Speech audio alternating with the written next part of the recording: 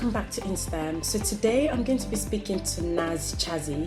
Nas is a mining engineer based in Canada who is going to be talking to me about what it's like to work in the mining sector. If, like me, you're curious as to what the job entails or are considering a career in this field, then this interview is for you. I hope you enjoy watching. Thank you. Welcome to InSTEM, Nas. Really excited to have you here today. Thank you very much for giving me the opportunity to chat to you about your career. I'm really looking forward to learning more about mining engineering today. Thank you for inviting me too. I was thinking before we go into the deep stuff, I thought we should start with a little icebreaker. Yeah? How are you feeling about that?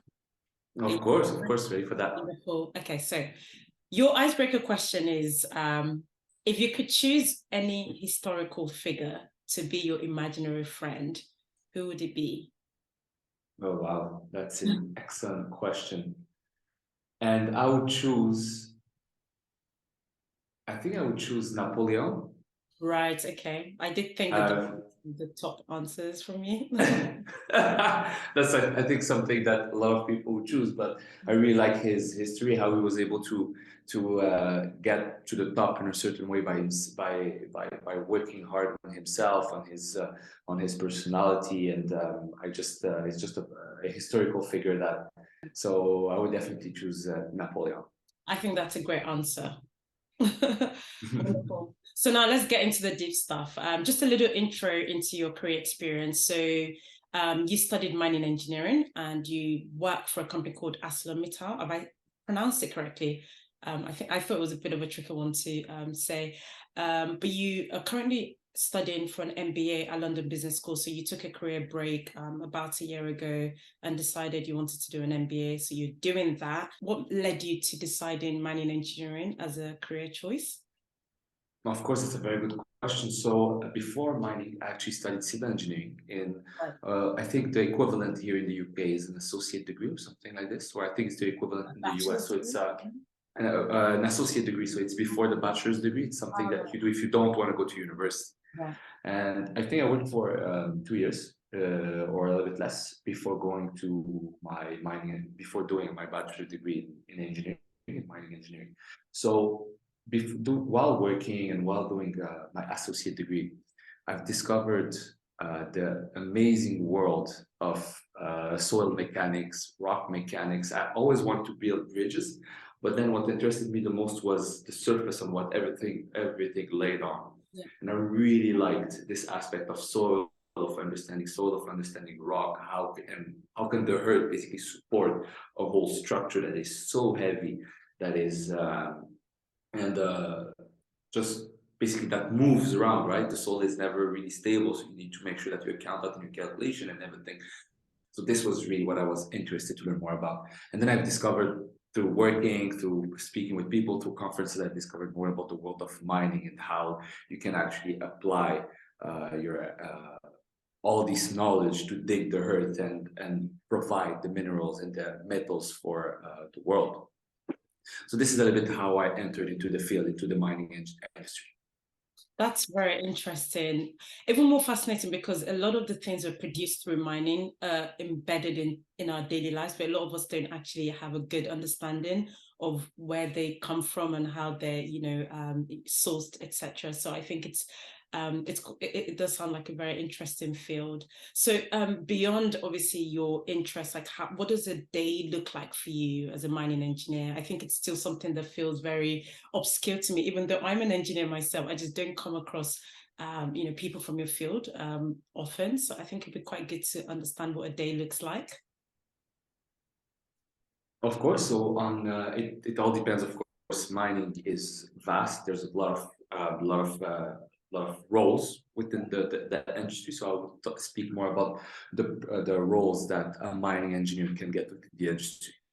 So of course, there's this design. You have mining engineers that decides to specialize, for example, in designing, in feasibility studies, what we call. So all the studies before we build the mine. So how much is it going to cost? What kind of material we'll be able to get out of the ground, etc. So you have these engineers that specialize in this field, in the study field. we can call it. Then you have the production mining engineers that specialize, or they're not necessarily mining engineers, right? They can be geological engineer or geologist for that matter.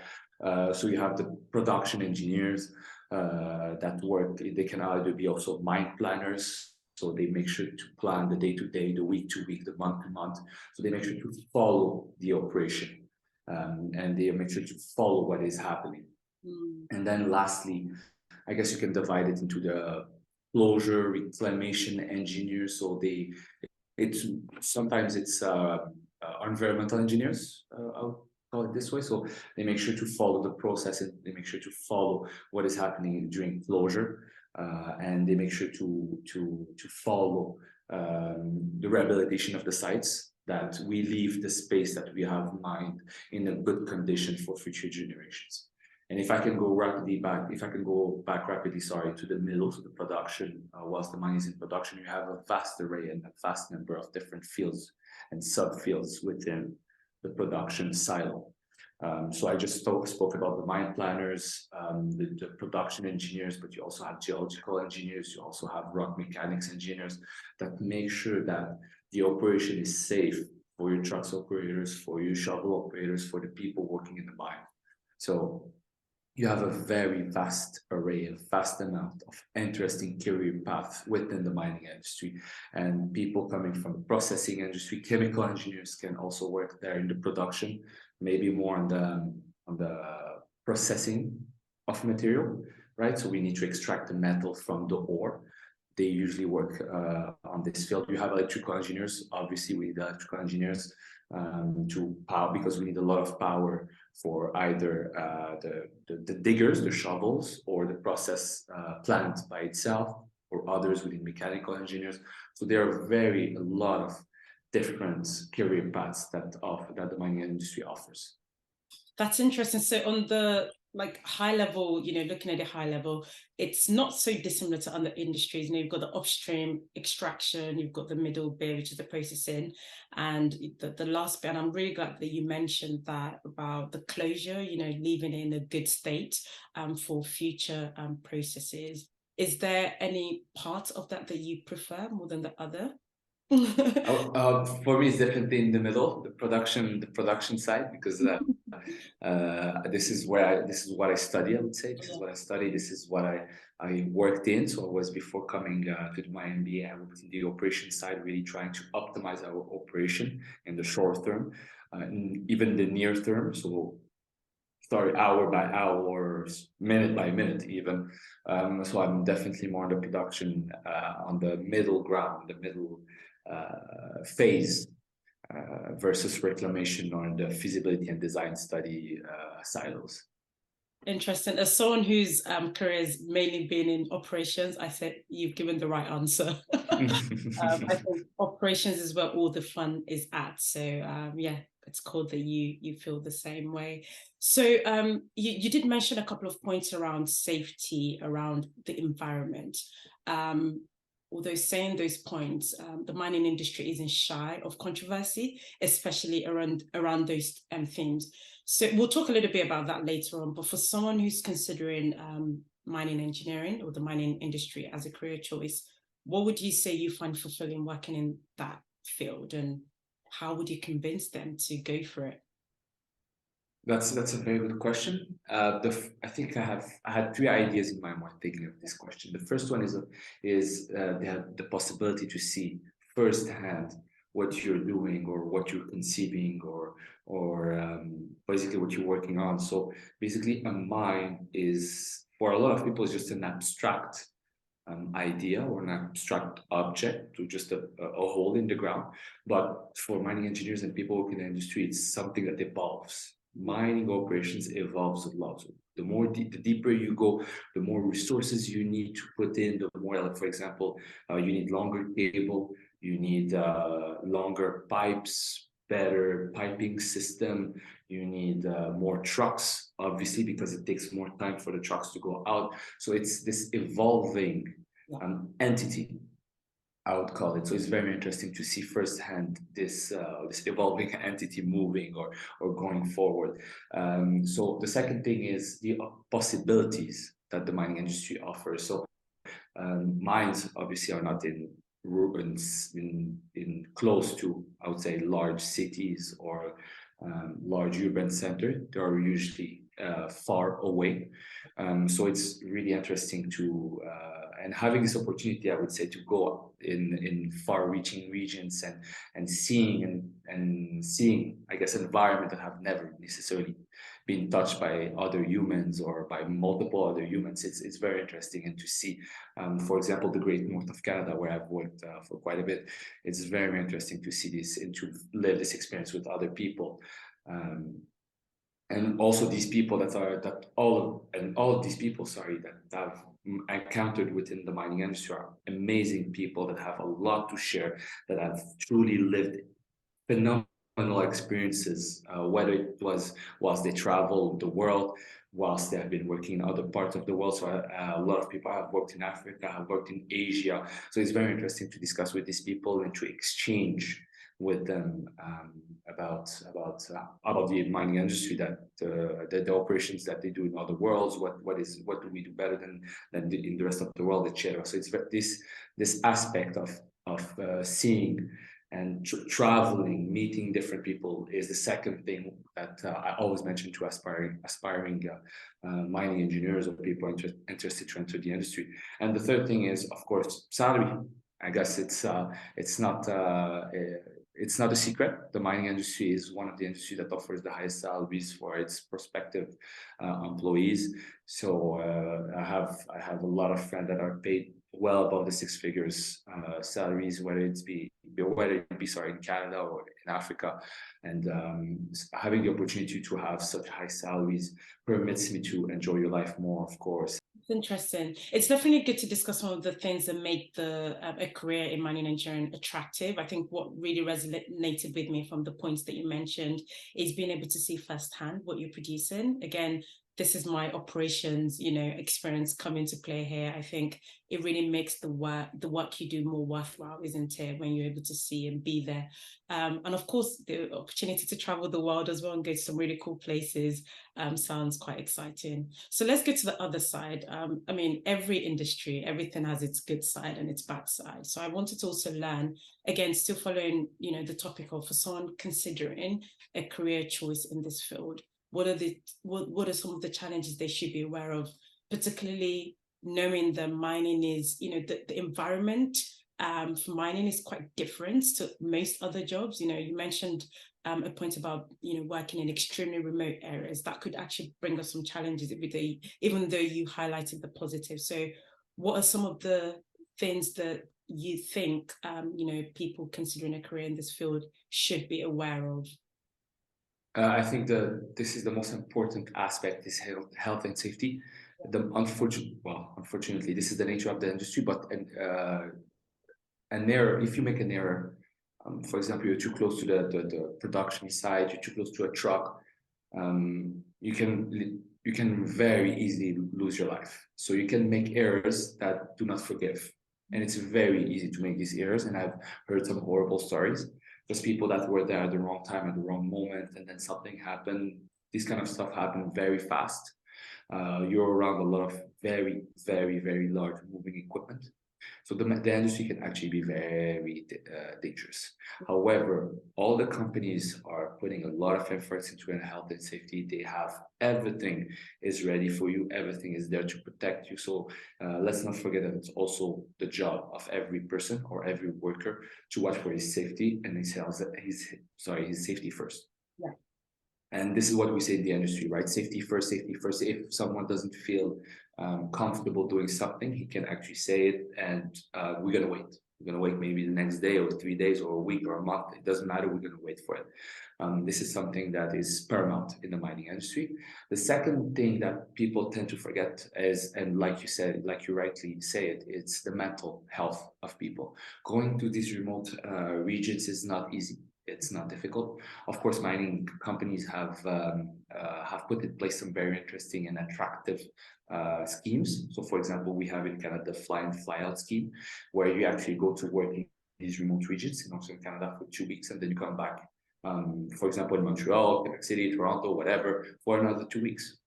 So we have these very interesting schemes and incentives for you to go to work there, and then who would say no to 6 month, a year vacation, you know? So it's still very interesting, and mining companies are still trying their best to work through this very important aspect that is mental health, and of course to protect it and to incentivize people to come work in the mining industry.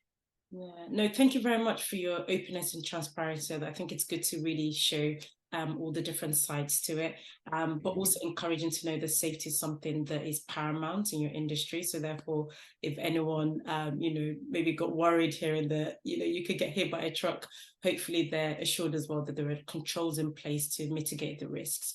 So no, really interesting point to mention.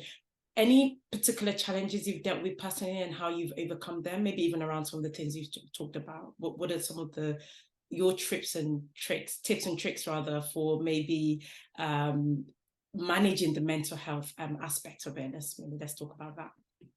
A very good question. So actually, all mining operations that I've been to have put in place activities, bonding activities.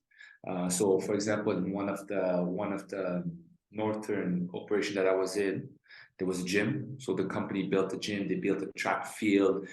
We had a basketball court. So we're playing. I think it was every Thursday we're playing basketball, and I think Friday it was football, and then Monday it was hockey. So you have all these sports where everyone can enjoy. It doesn't matter where you're coming from, who you are. Everyone is open for you to come and play. So this is, of course, very, very helpful for your mental health. It's just exchanging with others, making sure that you meet others, so that your 2 weeks on, 2 weeks in the field, 2 weeks in these remote regions goes very fast. So I think I could. The other example that I had in mind, I think they organize also other sort of activities. I think I remember bingo night. It was happening twice a month, on Friday or Saturday, I think, or something like this. So you also have all these kinds of other activities, bonding activities that can really help you, and that can help time fly faster, I would say it this way. Wonderful. No, it's really good to know that these activities exist. Great stuff. So I think I've learned quite a few things about mining engineering now. Might be a good point to move on to your MBA studies. So recently you decided to take a career break, and you decided also to move from Canada to London to embark on an MBA study at the London Business School. Very interesting change in career path. What led you to doing this, and what benefits do you, or might someone considering doing the same thing, hope to gain from this additional experience? It's a good question. So I came from a heavy operation and engineering background, and I felt that it was time for me to maybe use these skills somewhere else. I wanted to transfer outside of this field. When I say this field, mining and engineering, into more of a consulting role, because I feel that I could learn more. I would be more challenged, and as such, I decided to do my MBA just for that. And why did I choose London? It's a very simple reason. It is not known by many people, but London is actually the second mining capital of the world. The first one is Toronto in Canada, but London is the second one. So we have a lot of mining giants that have their headquarters, in London. So it was very interesting to be here. So with the school, we have tried actually to invite a lot of these companies to school. We have had a lot of private equity specialized into the mining world, and have come to school, presented their operation, presented what they have done. So this was really my second main reason.